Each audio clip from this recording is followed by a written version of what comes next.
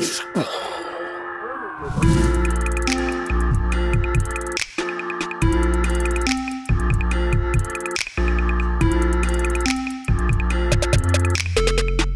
guys, Nick here for Rev3 Games, and I recently got a chance at E3 to go hands-on with a big half-hour chunk of Batman Arkham Knight, the latest game in the series by Rocksteady. Now, those of you who've been following the series closely know that Arkham City and Arkham Asylum were the two ones created by Rocksteady, but then the third game was not actually developed by them, Arkham Origins. This is them again. They've been hard at work on this actual next-gen installment of it, and I think the first thing that I should say about it is that it looks just absolutely gorgeous. The opening cutscene they showed me, actually, the one you may have seen with his sort of armor building together in different chunks, had a lot of compression on it in the demo I saw. Like, it was clearly a pre-rendered thing, but they insisted that is in-game and in-engine, so maybe it won't look like that when the game comes out. However, everything after that point looked just seriously lovely, super dark. Every time that a camera got like really close to his armor or his shoulder or a wall, it just, none of the graininess that you sort of expect from third-person action games is present in this version.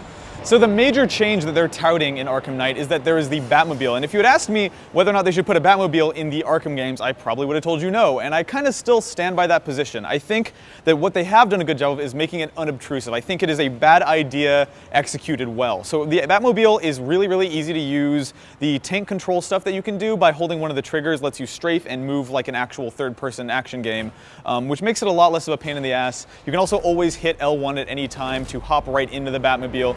So everything about it is made to be as convenient as possible. I'm just not convinced that the idea should have been put in the game in the first place. The way that they think about it internally is as a gadget in Batman's arsenal, like anything else that he has. And I think when you look at it that way, it's totally fine. You just end up doing a lot of silly stuff where, like, there's one part where you need to get to a ramp, so you fly up, get controls for the ramp, and then lower the ramp so that you can ride up the ramp with the Batmobile and get it somewhere else, which is kind of at odds with the fact that you can make the Batmobile basically teleport to you at any time, but I digress. The Batmobile is also kind of lame in that whenever you run over enemies with it, it just instantly electrocutes them and stuns them and knocks them out, which feels at odds with the Batman combat that I love so much. What I can say, though, is that the actual standard Batman third-person flying, punching, all that stuff feels exactly the way you want it to. They've made some pretty interesting advancements to the combat since Arkham City. One cool thing is that there are now environmental takedowns. So when you're in the right place with Batman, you can hit, I believe it is X and square on the PS4 controller to grab an opponent and throw them into, say, an electrical box or out a window or pull down something like a vent and slam it on them. Kind of something you've seen in other games before that have been ripoffs of the Batman games. So like the Sleeping Dogs combat did this really well, but now it is in Batman and it flows seamlessly with the rest of the Batman combat. Likewise, you can pick up weapons on the ground now. So there was at one point I was near an enemy who had dropped a baseball bat, so I picked up that baseball bat and just whacked 3 dudes with it. And when you step back and think about the idea of Batman just beating the shit out of people with a baseball bat, it feels maybe a little out of character for the hero, but again, it actually felt good and sort of gave you quicker takedowns than you would normally have, and just made the combat interesting and mixed up in another new way.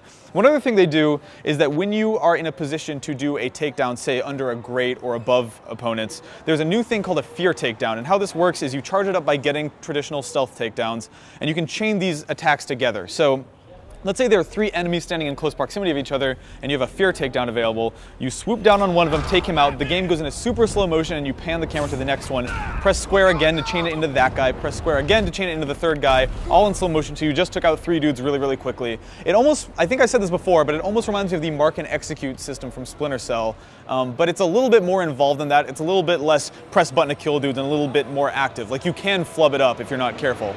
Now, one of my favorite things about the Arkham games has always been traversing the city, and one way that they've sort of improved that this time is allowing you to chain grapples together. And what that means is that if you're scaling a building, which you'll be doing a lot of in this game, you can press the bumper to grapple as usual, and then go ahead and grapple to the next surface without having to stop and do it all over again. So it's a little bit more seamless. And the reason they did this, they told me, is because the game has a lot more verticality to it now. They want real full-size skyscrapers like the one you saw at the beginning of the press conference demo, and being able to scale those seamlessly is kind of an important thing. It also seems like you can grapple from much, much further away than in the previous games, and they confirmed that with me, which is also really nice.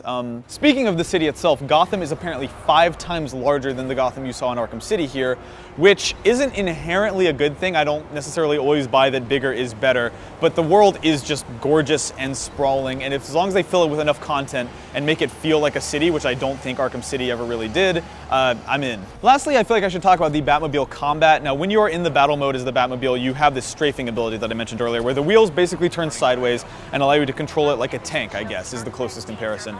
That combat is fine. It's really, really pretty. I mean, there are particle effects everywhere, sparks flying, blues and yellows, and it's just gorgeous. It's just not necessarily fun or what I come to these games for. I asked them in what way this combat had anything to do with the Batman Arkham games, and what they told me was there is a sort of combo system. So by chaining together dodges and not getting hit and stuff and narrowly dodging missiles, you have all these options at your disposal to kind of make chains that are supposedly meant to resemble the chains that you have in normal hand-to-hand Arkham combat. Frankly, I am still a little out on whether or not that's going to be a fun thing. They'd have to complicate it a lot. I still just think that core Batman combat is so good and so interesting that I don't really want to get in a tank. I would rather get out of the vehicle and punch dudes than run them over with a car, but that's just me as a really, really big fan of that standard Arkham combat. This game is coming out sometime in 2015. I don't think we have any more specifics than that, and I am very, very excited. So yeah, that's what I thought of my time with Arkham Knight. Again, Batmobile stuff wasn't terribly compelling, but it also wasn't terribly offensive either. It's just kind of there, and as a means to get from one place to another, it is actually pretty cool. Let us know what you think of Arkham Knight in the comments. I am anticipating it, but anticipating it for the Batman combat reasons and the navigation by flight reasons and not the driving around in a Batmobile reasons, at least so far, until they give me a reason to think otherwise. But yeah, I'll be hanging out in the comments and letting you know what I thought of my time with Batman there if you have any specific questions. Otherwise, thanks for watching.